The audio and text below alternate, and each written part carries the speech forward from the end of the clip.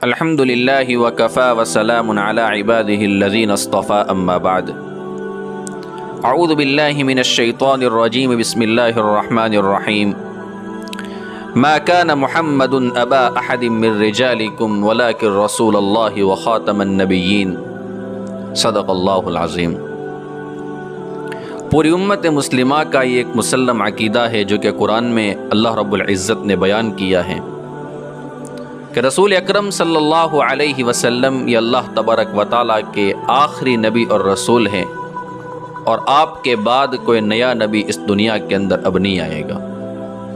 اس عقیدے کا انکار کرنے والا کافر ہے، اسلام سے خارج ہے، اسلام اور مسلمانوں سے اس کا کوئی تعلق نہیں ہے۔ اس عقیدے کا انکار کرنے والے بہت سارے لوگ گزرے ہیں، اور انہوں نے عقیدہ ختم نبوت کا انکار کیا، رسول اکرم صلی اللہ علیہ وسلم کی شان میں گستاخی کی، اور اللہ رب العزت نے پھر ان کو سزا بھی دی۔ لیکن ایک نام ایسا ہے جس کو شاید ہی کوئی ایسا بندہ دنیا کے اندر ہو جو اس نام کو نہ جانتا ہو، وہ ہے مرزا قادیانی۔ یہ بھی ملعون عقیدہ ختم نبوت کا منکر تھا، اور اللہ کے رسول صلی اللہ علیہ وسلم کے بعد وہ اپنے آپ کو نبی مانتا تھا۔ پھر اللہ رب العزت نے اس کو سزا بھی ایسی دی۔ اس کی گستاخی کو جب ہم دیکھتے ہیں جو اس نے رسول اکرم صلی اللہ علیہ وسلم کی شان میں کی، اللہ تبارک و تعالیٰ کی شان میں کی، تو ایسا محسوس ہوتا ہے کہ شاید اس دھرتی کے اوپر گستاخ رسول اور گستاخ نبی اس سے بڑھ کر کوئی پیدا نہیں ہوا ہے۔ اس کی گستاخی کو دیکھ کر ایسا محسوس ہوتا ہے۔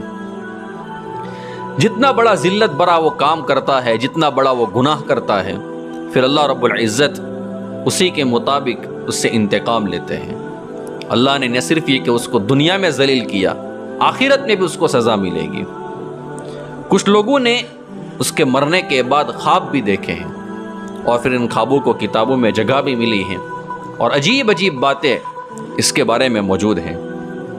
ہمارے ملک ہندوستان کے بہار کے علاقے کے ایک شخص ہے جن کا نام ہے حکیم محمد حسین۔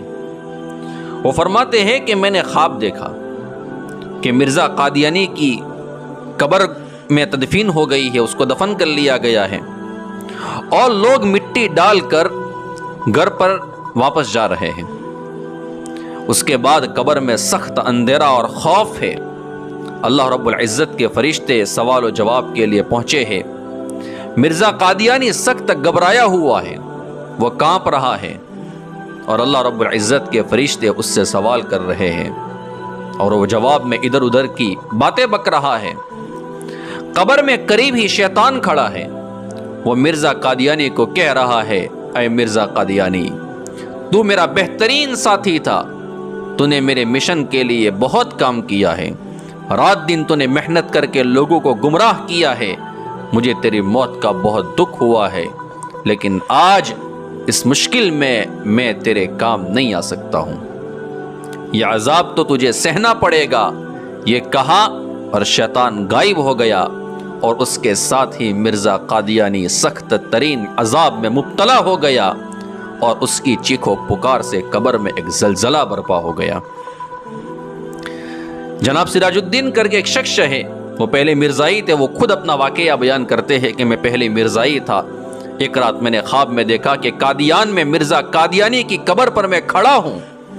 اچانک مجھے اس کی قبر پر ایک تختی نظر آئی جس کے اوپر لکھا ہوا تھا فی نار جہنم خالدین فیہا ابدا، جہنم میں ہمیشہ ہمیش کے لیے ان کو رہنا پڑے گا۔ بس یہ تحریر کو میں پڑھ رہا تھا کہ کانپ اٹھا، اور اس کے ساتھ ہی مرزا قادیانی کی قبر پر میں نے دیکھا کہ گید کے مانند، گید کی شکل میں بڑے بڑے جانور مجھے نظر آئے۔ میں بیدار ہوا، سجدے میں گر گیا، اور اللہ رب العزت نے میری مدد کی، اور میں نے مرزا قادیانی کو چھوڑ دیا، اس کے مذہب کو میں نے چھوڑ دیا، اور میں مسلمان بن گیا۔ یہ اللہ رب العزت نے ان کے ساتھ میرے دوستو حشر فرمایا ہے۔ اب میں آپ کو ایک کارگزاری سناتا ہوں۔ ہمارے پڑوس ملک کی ایک جماعت جرمنی میں گئی تھی، تبلیغی جماعت تھی، گشت وغیرہ میں مصروف تھی۔ شام ہونے کا وقت تھا کہ جماعت نے مغرب کی نماز راستے میں آنے والی ایک مسجد میں پڑھی۔ رات تھی تو وہیں پر رات گزارنے کا ارادہ کیا۔ عشاء کی نماز ادا کرنے کے بعد مسجد کے امام صاحب سے جماعت کی گفتگو ہوئی، اور جو امام مسجد تھے ان سے انہوں نے وقت کا مطالبہ کیا کہ آپ ہمارے ساتھ کچھ وقت گزارے، اللہ کے راستے میں چلے۔ پتہ نہیں چلا کہ یہ بندہ کون ہے۔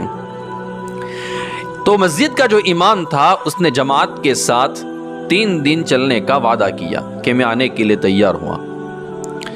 جب صبح ہوئی تو پتہ چلا کہ جو مسجد ہے یہ تو مسجد نہیں ہے بلکہ قادیانیوں کی عبادت گاہ ہے، اور جو مسجد کا امام ہے وہ اس علاقے یعنی جو علاقہ ہے اس علاقے کے جو قادیانی ہے اور جو قادیانی جماعت ہے اس کا سربراہ ہے، اس کا ہیڈ ہے۔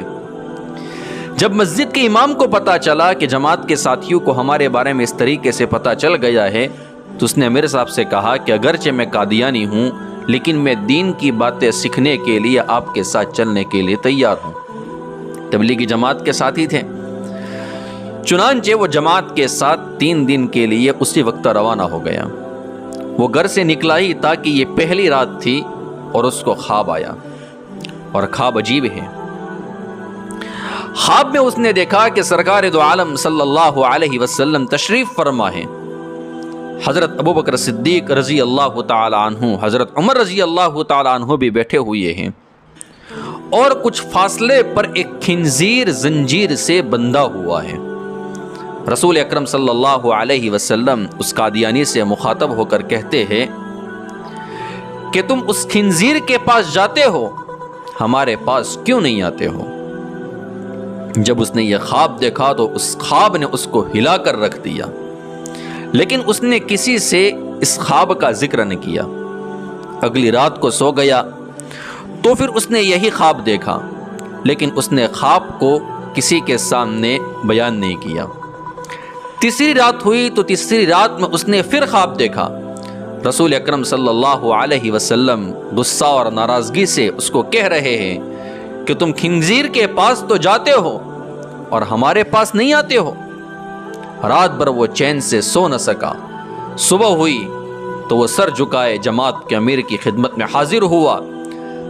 پیشانی کے اوپر ندامت کا پسینہ تھا، آنکھوں سے آنسو جاری تھے، اور کہنے لگے کہ امیر صاحب مجھے کلمہ پڑھائیے، میں مسلمان ہونا چاہتا ہوں۔ امیر صاحب اور ساتھی خوشی سے اچھل پڑے اور اس سے پوچھا کہ یہ تو بتاؤ کہ آپ کو یہ توفیق کیسے ملی، کیا واقعہ ہوا؟ تو اس نے پھر اپنا خواب سنایا، اور اس خواب کی وجہ سے اللہ رب العزت نے اس کو اسلام کی دولت سے نوازا۔ تمام ساتھیوں نے اس کو مبارکباد دی۔ وہ نیو مسلم ہاتھ باندھ کے جماعت کے امیر صاحب سے درخواست کرنے لگا کہ میں اپنے گھر پر آپ کی دعوت کرنا چاہتا ہوں۔ امیر صاحب نے ساتھیوں سے مشورہ کیا اور اس کی دلجوئی کے لیے اس کی دعوت کو قبول کر لیا۔ جب جماعت اس کے گھر پر پہنچی تو انہیں سخت حیرانی ہوئی۔ اس کا ایک بہت بڑا اس کے گھر میں ڈرائنگ روم تھا، اور وہاں پر بہت سارے قادیانی اس کے جو دوست تھے وہ سب وہاں پر بیٹھے ہوئے ہیں۔ وہ نیو مسلم کہنے لگا کہ میرے صاحب مبارک ہو، میں نے اپنا مبارک خواب جب ان کو سنایا تو یہ سب کے سب قادیانی مذہب کو چھوڑ کر دائرہ اسلام کے اندر داخل ہو گئے ہیں۔ تو تبلیغی جماعت سے میرے دوستو اللہ رب العزت نے اس طریقے سے کام بھی لیا ہے۔ لوگ کہتے ہیں تبلیغی جماعت کو کہ یہ لوگ تو مسلمانوں میں تبلیغ کا کام کرتے ہیں، غیروں میں تبلیغ کا کام کیوں نہیں کرتے ہیں؟ یہ واقعات ہیں کہ اللہ رب العزت نے قادیانی جیسے لوگوں کو ان کے ہاتھ سے اسلام سے نوازا ہے۔ اللہ رب العزت سے ہم دعا کرتے ہیں کہ ایسے فتنوں سے اللہ تبارک و تعالی ہم سب کی حفاظت فرمائے، اور ختم نبوت کے اوپر اللہ تبارک و تعالی ہماری جان، ہماری مال، ہمارے وقت کو عافیت کے ساتھ قبول فرمائے۔ آمین یا رب العالمین، وآخر دعوانا ان الحمد للہ رب العالمین۔